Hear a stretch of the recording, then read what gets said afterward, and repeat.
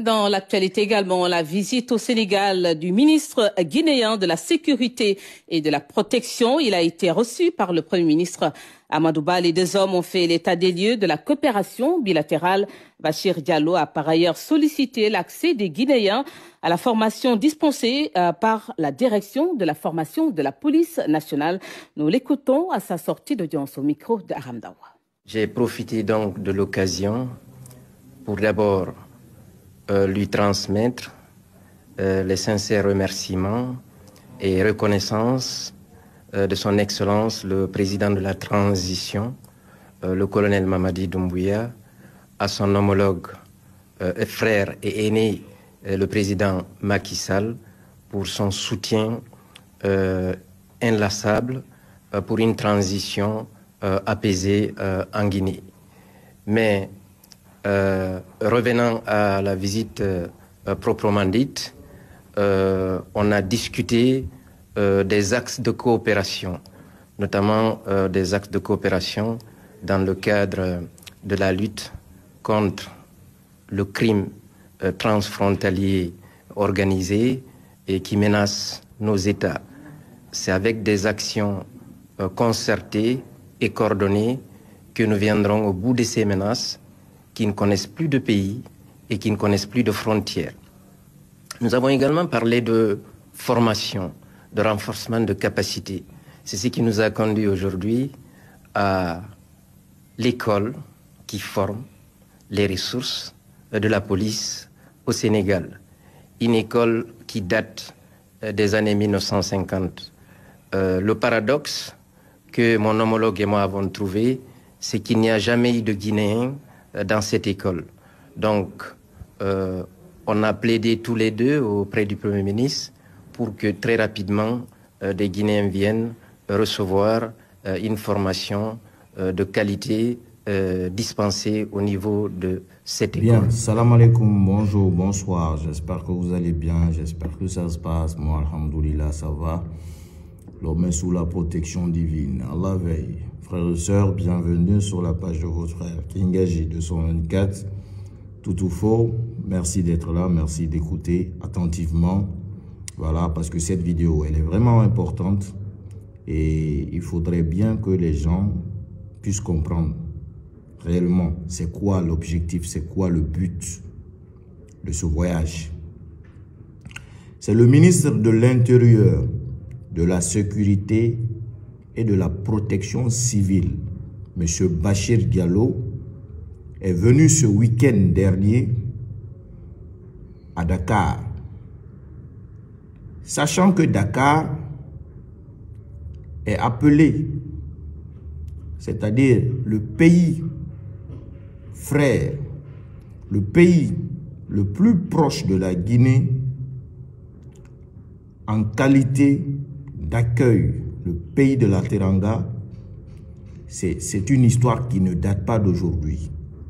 Les plus grands politiciens guinéens ou les plus grands hommes guinéens, la majeure partie, ont eu à s'exiler au Sénégal. Alors, pour cette nouvelle junte qui a pris le pouvoir par les armes, qui, par ailleurs, sait que la majorité des personnes opposées à eux vivent au Sénégal, par des tentatives à plusieurs reprises que l'État sénégalais n'avait pas accepté, aujourd'hui, il passe pour dire des coopérations frontalières pour des crimes frontaliers. Il y a quels crimes entre les frontières guinéennes et sénégalaises? Quels sont les crimes? Mais quand il parle comme ça, beaucoup ne vont pas comprendre. Parce que quand il parle de frontières, beaucoup de gens vont penser qu'il s'agit seulement que du frontière terrestre. Ce n'est pas le cas. Hein? Ce n'est pas le cas. Au jour d'aujourd'hui, ils veulent tellement faire taire des gens, qu'ils prennent des fausses poursuites à coller sur des gens. Par exemple, vous êtes Guinéen, vous êtes opposé à ce pouvoir et ils savent qu'ils n'ont aucune option à vous faire taire. Qu'est-ce qu'ils font actuellement à Conakry? Ils vont aller sur les bases de données du ministère de la Sécurité, rechercher ton nom et faire sortir ton document de voyage, le passeport. Et ils vont prendre ton document de voyage là, ils vont le signaler à la CEDEAO, plus précisément à l'État sénégalais. Maintenant, quand ils vont signaler ça à l'État sénégalais, quand la personne qui réside au Sénégal va lui prendre ces documents-là pour aller voyager à l'aéroport,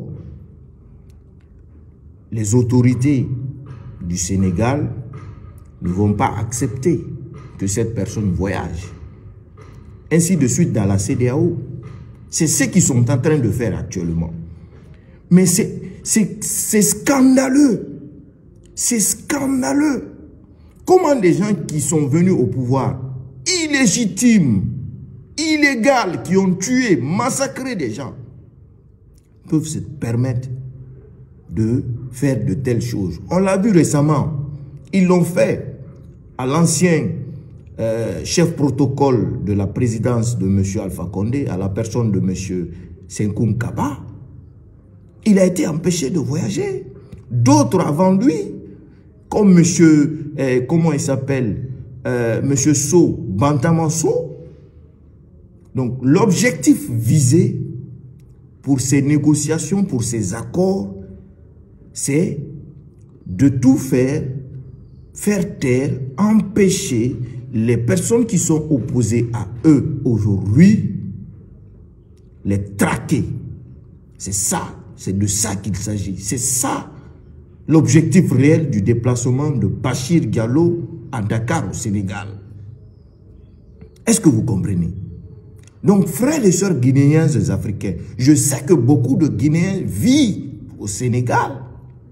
Je sais que beaucoup d'opposants guinéennes et guinéens vivent à Dakar, y compris notre président Aladji Cellou Dalein Diallo, actuellement. Donc, il faudrait faire attention par rapport à ça et se donner les mains ensemble pour combattre ces gens-là, pour dire à ces gens-là que ce qu'ils sont en train de faire, ce n'est pas légal, ce n'est pas un droit. Il y a toujours eu des opposants dans la vie politique humaine. Toujours, il y a eu des opposants.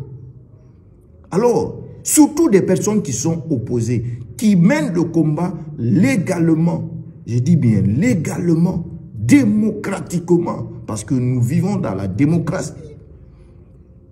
Personne ne dit on va prendre des armes, personne ne dit on va faire ceci, on va faire cela. Les gens dénoncent. Et quand ils dénoncent, c'est avec ces critiques-là que les gens au palais, mon médecin, n'arrivent pas à dormir. Alors, frères et sœurs guinéens, qui sont à Dakar, précisément au Sénégal précisément à Dakar, qui y vivent avec leur famille, qui y vivent cachés, on sait qu'il y en a beaucoup qui sont cachés, qui sont dans leur coin. Quand vous partez, quand vous allez partir voyager, il faut d'abord prendre vos mesures et précautions, vous rassurer que si vos documents de voyage n'ont pas été signalés par Conakry, c'est très très important. C'est très très important. Parce qu'ils sont en train de vous coller des crimes inventés de toutes pièces. Inventés pour la simple et unique raison que vous dérangez Conakry, qu'on dérange Conakry.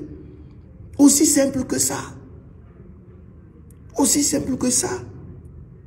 Donc, Moi, ce que je vais dire, je vais remercier les autorités sénégalais, qui sont c'est-à-dire exemplaires en Afrique, dans la sous-région. Ils ont accepté de recevoir des gens, ils ont accepté de nous prendre, ils ont accepté de nous sécuriser, ils ont accepté, oui, de nous permettre de vivre dans nos droits les plus absolus aujourd'hui, qui ne savent pas réellement ce qui est derrière. Parce que pour les autorités sénégalaises, quand on signale le document de voyage d'une personne, pour eux, c'est la vérité. Ils ne savent pas que c'est des choses montées de toutes pièces. Il y a quels crimes dans les frontières entre la Guinée et le Sénégal? Quels sont les crimes? Quels sont ces crimes-là? Quels sont ces crimes? Donc, faisons attention. Restons sur nos gardes.